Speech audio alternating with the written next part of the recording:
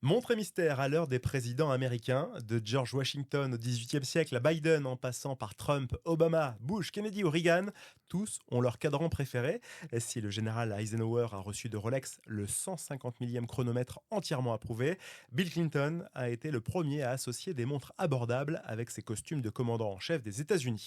Bonjour et bienvenue dans Montre et mystère, je suis Guillaume Lariche, journaliste en compagnie d'Alexandre Bouchard, vendeur d'élite de montres de luxe. Alexandre, qu'il s'agisse d'une Rolex à 5 chiffres ou d'une montre à 100 $, les présidents américains savent toujours se distinguer. Ça, c'est vrai, ça, Guillaume. C'est une grande histoire, l'horlogerie avec les présidents américains. Et ce, depuis le début. Il faut savoir qu'en fait, tout homme politique doit connaître le temps, et notamment les heures politiques, et parfois il va traverser les heures sombres, voire d'être à côté du téléphone rouge et de savoir est-ce que on est à -1 pour l'arme nucléaire. Donc c'est important d'avoir une belle montre aussi, ça peut aider. Alors justement, est-ce que c'est un apparat, un bijou, ou c'est un moyen de pouvoir se montrer d'une certaine façon? Quand on est président, on se doit aussi de la retenue par rapport à la montre et de ne pas avoir un objet ostentatoire. C'est vrai, alors après, il ne faut pas oublier qu'en fait, les relations publiques sont quelque chose qui sont arrivées très tardivement aux États-Unis. C'est plutôt avec John Fitzgerald Kennedy qu'on commence à avoir, on va dire, des présidents médiatisés en dehors d'être, on va dire, dans l'outil de propagande ou de s'adresser à la nation, c'est-à-dire d'être suivi par les tabloïds, en tout cas les médias, de découvrir la vie privée des présidents. Ça, c'est à partir de John Fitzgerald Kennedy. Pour ce qui est d'avant, non, c'est une montre fonctionnelle, voire même les présidents n'étaient pas tous très bien fagotés. Alors justement, qui dit président des USA dit aussi montre à gousset. Tout à fait. Alors, on va commencer avec la première montre à gousset, avec George Washington. Donc, pour rappel, avant d'être président des États-Unis, il a été donc ce fameux chef de guerre pendant la guerre d'indépendance, qui est de 1775 à 1783.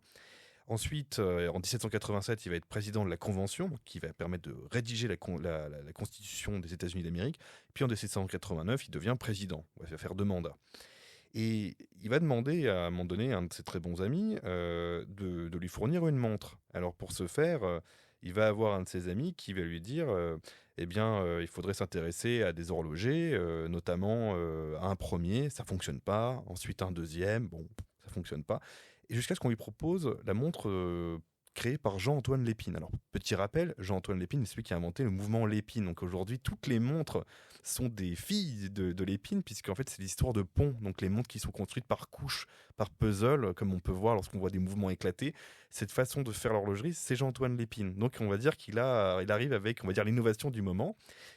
Un rapport avec le concours Lépine? Rien à voir.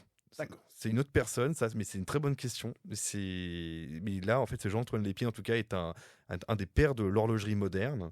Et ce monsieur-là, notamment, était horloger du roi Louis XVI.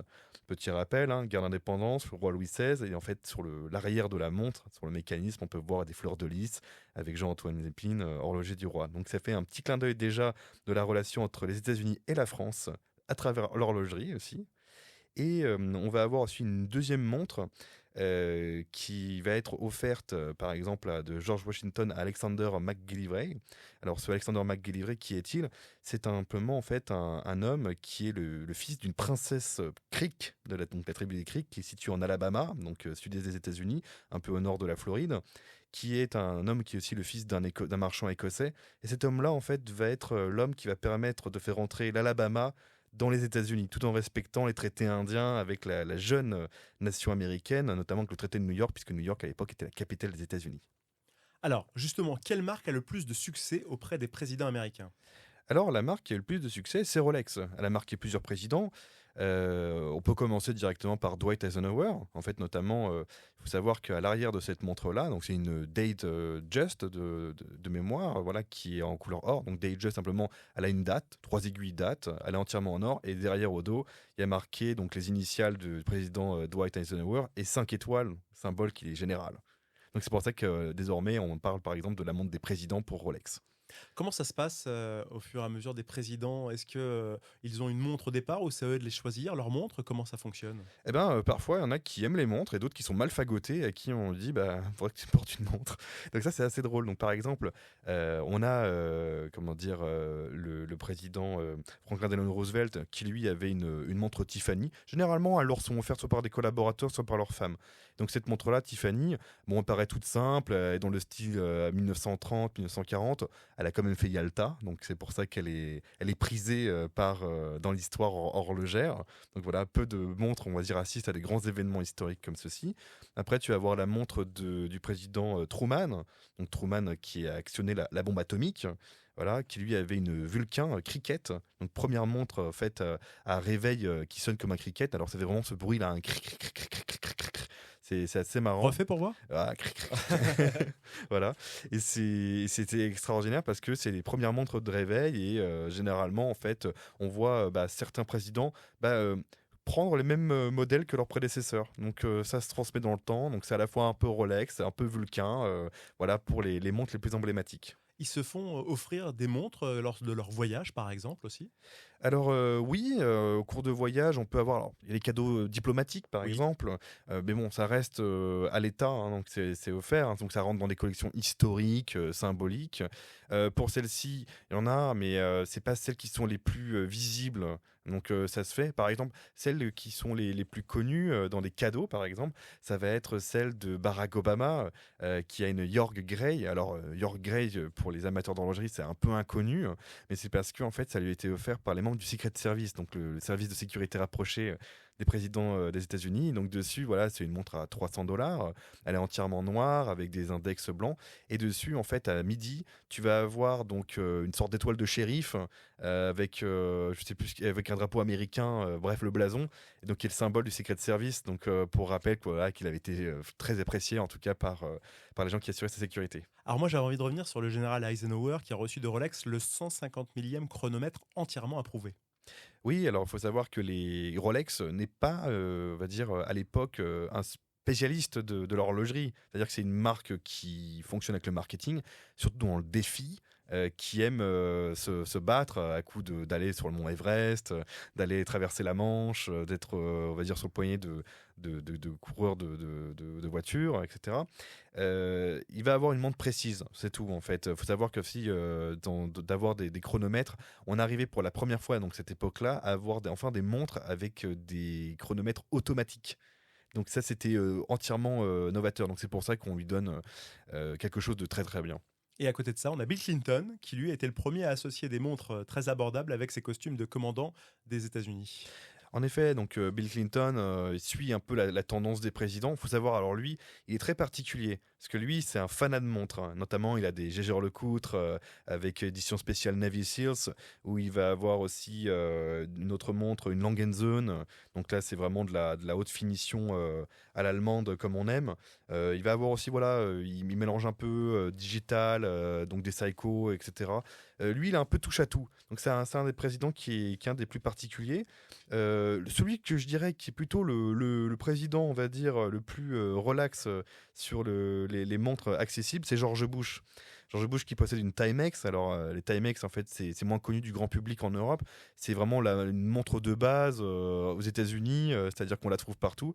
Et lui, alors, il a une édition limitée spéciale. Il faut savoir qu'en fait, les présidents, une fois qu'ils ont terminé un mandat, ils ont un privilège, c'est de construire une bibliothèque personnelle. Donc, en fait, ils sont ce qu'on appelle des centres.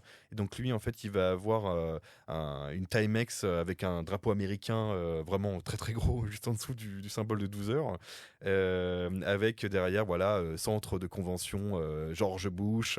Donc, il est très content de porter une montre qui porte son nom. Donc, voilà, pas mal d'ego aussi. Je pense. Pour ce qui est des présidents américains, d'ailleurs, je pense de tous les présidents de chaque pays, est-ce qu'ils ne devraient pas plutôt porter des montres, pour le coup, Made in America pour les présidents US? Eh ben ça, c'est une très bonne question, dans le sens où, oui, en fait, c'est même posé. Les Américains adorent le Made in America, et donc il faudrait absolument avoir une montre américaine. Il faut savoir qu'au 19e siècle, il y avait des montres américaines, notamment Waltham. Par exemple, les gens connaissent aujourd'hui la marque IWC, mais IWC, c'est International Watch Company, et c'est un Américain, le fondateur. Donc normalement, on pourrait avoir des Américains porter les IWC. Aujourd'hui, donc c'est à Schaffhouse, hein, ou à Schaffhausen, hein, pour ceux qui préfèrent l'allemand, voilà, dans le nord de la Suisse. Mais ça reste à l'origine une marque américaine. Donc normalement, il devrait avoir un peu plus d'IWC. Après, pour ce faire, les présidents américains, ils n'ont pas oublié pardon, qu'il fallait faire de la communication. Donc ils vont sur des terrains faciles, donc montrer que ils appartiennent au capital et au pouvoir. Donc porter une Rolex, c'est pas mal déjà. La montre de Biden et la montre de Trump, c'est quoi? Alors, ça c'est très intéressant parce que donc ces 2 rivaux politiques portent à peu près les mêmes montres.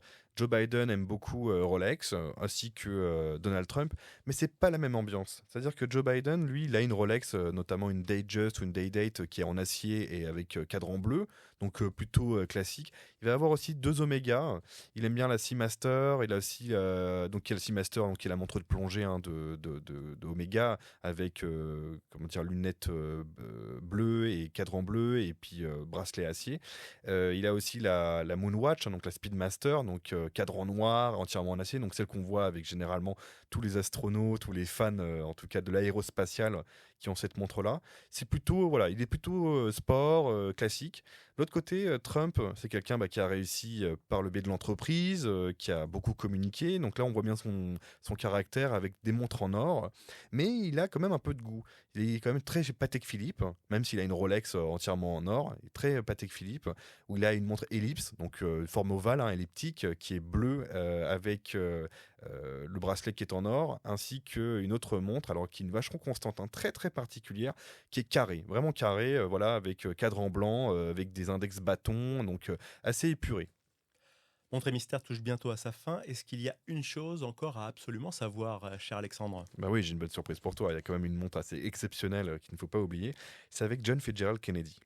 Donc lui, en fait, il faut savoir qu'il s'est fait offert par, le sénateur de la Floride, le sénateur Grant Stockdale, en 1960, une montre, Omega, donc voilà, montre, qui est de forme rectangulaire, juste avant, en fait, sa victoire. Donc en fait, ça a été un peu prémonitoire. Donc quand il était face à Nixon, il y a un sénateur qui le soutient, qui lui offre, donc cette fameuse montre Omega. Et c'est pas la plus célèbre parce qu'en fait, en 62, le 29 mai, il reçoit donc, pour son anniversaire, il faut savoir que, Kennedy est né un 29 mai, il reçoit de Marilyn Monroe une Rolex avec marqué, Jack with love as always, donc, de Marilyn, voilà, il y a marqué. Et cette montre-là, en fait, a fait scandale parce que, bon, il y avait le fameux, Poupidou, hein, qu'on connaît, de Marilyn, lors de la fameuse séquence d'anniversaire, on comprend qu'ils ont une relation.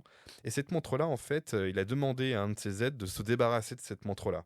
Sauf que cette montre-là, bien sûr, elle s'en est pas débarrassée et elle est ressortie. Et en fait, donc elle a fait l'objet d'une vente aux enchères, elle a été très bien vendue. Sauf que, il y a petit détail, il y avait un poème et on ne sait pas ce qu'il y a dessus. Merci Alexandre, Montre et mystère et les présidents américains, c'est fini. Le prochain épisode va aller vite, très vite, très très vite et même à plus de 300 km/h. Nous parlerons de l'univers de la montre et des courses automobiles. D'ici là, roulez tranquille, forcément, respectez les limitations de vitesse encore plus. Et quand vous êtes à l'arrêt, eh bien, vous pouvez partager ce podcast avec vos proches, vos amis, vos familles. Alex et moi, on compte sur vous et on vous dit à très vite.